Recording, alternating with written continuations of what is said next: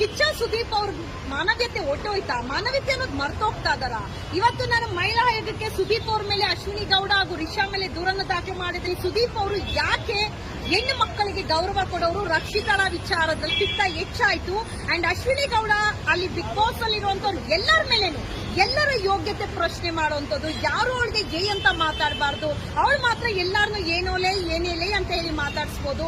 ಆದ್ರೆ ಅಶ್ವಿನಿ ಗೌಡನ ಮಾತ್ರ ಸಪರೇಟ್ ಆಗಿ ನೋಡ್ತಾ ಇರುವಂತ ಬಿಗ್ ಬಾಸ್ ರಿಯಾಲಿಟಿ ಶೋ ನಿಮ್ಗೆ ದೊಡ್ಡವ್ರಿಗೆ ಆಗಿದ್ರೆ ಯಾಕೆ ಪುಟ್ ಹೆಣ್ಮಕ್ಳನ್ನ ಬಡವ್ರನ್ನ ಕರ್ಕೊಂಡ್ ಬಂದು ಅವ್ರ ಮೇಲೆ ದೌರ್ಜನ್ಯ ಮಾಡುವಂತದ್ದು, ನಿಮ್ಮ ಒಂದು ಪ್ರಚಾರದ ಟೇಬಲ್ಗೆ ಮಿಸ್ಯೂಸ್ ಮಾಡುವಂತ ಕೆಲಸ ಮಾಡ್ತಾ ಇದೀರಾ?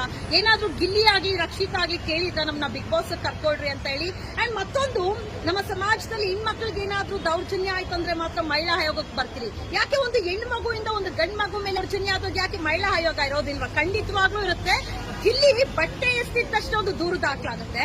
ಗಿಲ್ಲಿ ಮೇಲೆ ಅಲ್ಲೇ ಆದ್ರೆ ಒಂದು ಮಹಿಳೆಯಿಂದ ದೌರ್ಜನ್ಯ ಆಗಿದ್ದೆ ಅಲ್ವಾ, ಯಾಕೆ ಅದು ದೂರು ದಾಖಲಾಗಬಾರ್ದು?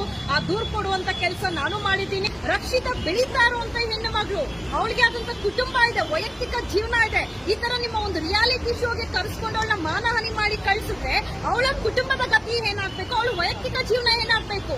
ಇದ್ರ ಬಗ್ಗೆ ಸುದೀಪ್ ಅವ್ರು ಯೋಚನೆ ಮಾಡಿದಾರ? ಯಾವ ಕಡೆ ಸಾಕ್ತದ ನಮ್ಮ ಸಮಾಜ? ಸುದೀಪ್ ಅವ್ರಿಗೆ ಸಾಮಾಜಿಕ ಜಾಲತಾಣದಲ್ಲಿ ಅತಿ ಹೆಚ್ಚು ಆಕ್ಟಿವ್ ಆಗಿರುವಂತ ವ್ಯಕ್ತಿ.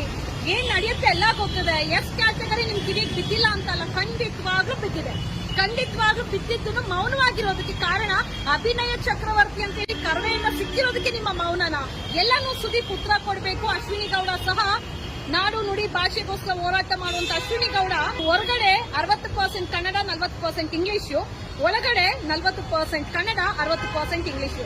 ಸೊ ಸಮಾಜನ ಯಾವ ಕಡೆ ತಗೊಂಡೋಗ್ತಾ ಇದಾರೆ ನಾವೆಲ್ಲರೂ ಗಮನಿಸಬೇಕು. ಯಾವ ಹೆಣ್ಣು ಮಕ್ಕಳ ಮೇಲೇನು ಈ ರೀತಿಯಾದಂತಹ ದೌರ್ಜನ್ಯ ಗಂಡು ಮಕ್ಕಳಾಗಿ ಹೆಣ್ಣು ಮಕ್ಕಳಾಗಿ ಮಾಡಬಾರ್ದು.